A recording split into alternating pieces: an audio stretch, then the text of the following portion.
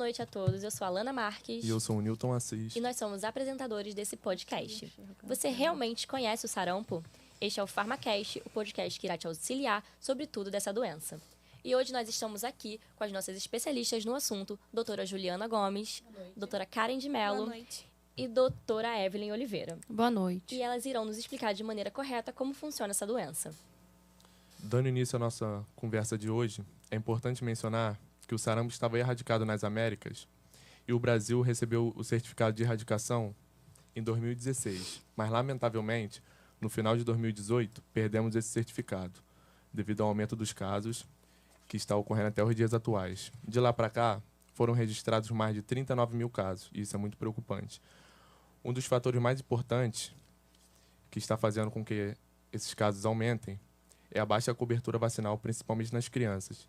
Então, estamos aqui nesse podcast alertando a todos os responsáveis, pais, mães, que levem seus filhos para vacinar e não deixem isso passar despercebido. É importante falar que especialistas defendem que grande parte dessa baixa vacinação se dá por conta da pandemia, por conta do isolamento, as pessoas não procuravam se vacinar, pelo relaxamento do desaparecimento da doença e principalmente pela divulgação de fake news por conta dos grupos antivacinais. Começando nossas perguntas de hoje, eu gostaria de perguntar para a doutora Karen o que é o sarampo. Então, o sarampo é uma doença infecciosa aguda, de natureza viral grave, transmissível e extremamente contagiosa. Ela é causada pelo vírus morbilivírus e é muito comum na infância, mas pode acometer adultos. Vale ressaltar que problemas adicionais de saúde contribuem para a gravidade do sarampo, que inclusive pode levar à morte. E quais são os fatores de risco dessa doença? De um modo geral, todas as pessoas são suscetíveis ao vírus do sarampo. Grávidas e crianças não vacinadas, pessoas desnutridas e pessoas imunocomprometidas. Doutora Evelyn, a respeito do agente etiológico, nós sabemos que ele é o causador da doença. E é um termo muito usado na parasitologia. Sabemos que pode ser um vírus, uma bactéria, um protozoário e entre outros. Portanto, diante disso, qual é o agente etiológico do sarampo? Então, Alana, o vírus é um RNA pertencente ao gênero Morbillivirus, da família Paramyxoviridae. O vírus apresenta um vírion grande envelopado e ele pode ser facilmente inativado pelo ressecamento e acidez. Evelyn, então se tratando de um vírus, você consegue explicar para mim qual é a morfologia dele? Então, a morfologia consiste em um genoma de RNA de sentido negativo, em um nucleosídeo helicoidal envolto por um envelope contendo as proteínas virais de ligação hemaglutinina e proteína de fusão. Doutora Juliana, considerando que o sarampo é uma das doenças mais transmissíveis, existe alguma forma ou alguma maneira eficaz de se prevenir essa doença? Então, não há uma maneira mais eficaz do que a vacinação, né? No caso, seria a tríplice viral, que além de combater contra o sarampo, ela combate também a cachumba, a rubéola. Está disponível pelo Sistema Único de Saúde, o SUS, onde os pais podem levar seus filhos com total segurança para serem vacinados. Doutora Evelyn, e caso a pessoa seja infectada, qual é esse período de incubação?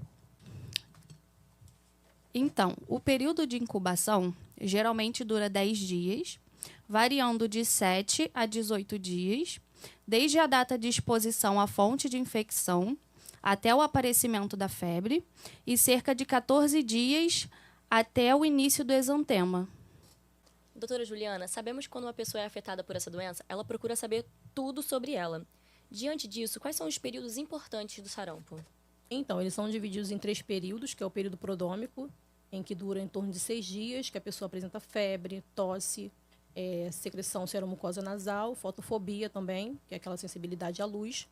Tem também o período exantemático, que é a acentuação de todos os sintomas anteriores, com o aparecimento de exantema monocupular vermelho, e o período de convalescência, que a vermelhidão ela se torna escura, né? A pele se torna escura, e a escamação da pele.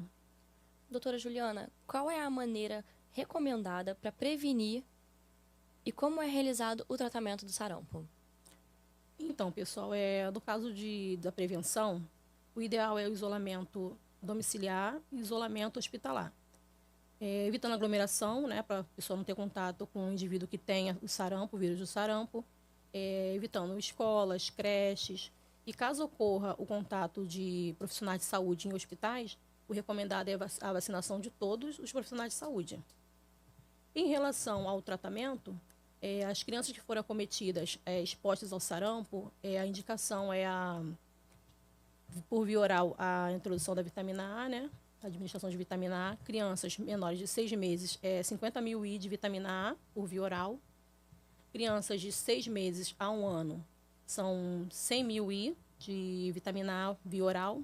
E acima de 1 ano são 200 UI de vitamina A via oral. Doutora Karen, quais são os tipos e métodos de diagnósticos que podem ser realizados com sarampo? Então, antes da fase exantemática, o diagnóstico diferencial deve ser feito com outras doenças respiratórias na infância, como gripe, rinovírus e adenovírus. O diagnóstico diferencial deve ser feito com outras doenças febris, como a dengue, rubéola, a varicela e a roséola. E também existe diagnóstico laboratorial, exames não específicos.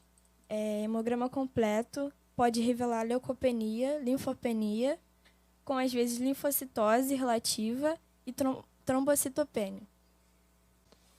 Exames específicos. Diagnósticos laboratoriais específicos de sarampo podem ser feitos sorologicamente, nos quais o ensaio de imunoadsorção enzimática é usado para detectar a presença de imunoglobulina da classe M. Doutora Juliana, tem uma pergunta muito importante que a gente não poderia deixar de passar. Nós gostaríamos de saber como ocorre a propagação e qual é o período de transmissão desse vírus. Então, realmente, essa é uma pergunta muito importante, né? Para o pessoal que está em casa, né? Que está mandando mensagem para a gente para saber como é a propagação do vírus, né? A forma de contágio e essas coisas. Só o fato de a gente estar aqui conversando entre a gente, caso a pessoa já tenha esse vírus, já está sendo contaminada, porque ela é através de gotículas dispersas no ar, né? Ambiente fechado se propaga também, ela permanece dentro do ambiente por muito tempo. Tosse, espirro pela fala. E a transmissibilidade desse vírus é de 4 a 6 dias antes do aparecimento do exantema, né? Que são aquelas manchas vermelhas, ou até 4 dias após o aparecimento do exantema. Porém, a transmissibilidade maior, né? Que ocorre assim mais forte, 2 dias após o aparecimento desses exantemas. Então, uma dúvida muito importante é se o sarampo pode deixar sequelas. Se sim, quais os tipos de sequelas que essa doença pode acometer? Gostaria de perguntar para a doutora Eve. Então, Newton, o sarampo é extremamente grave, né? E ele pode deixar sequelas por toda a vida e causar até mesmo a morte.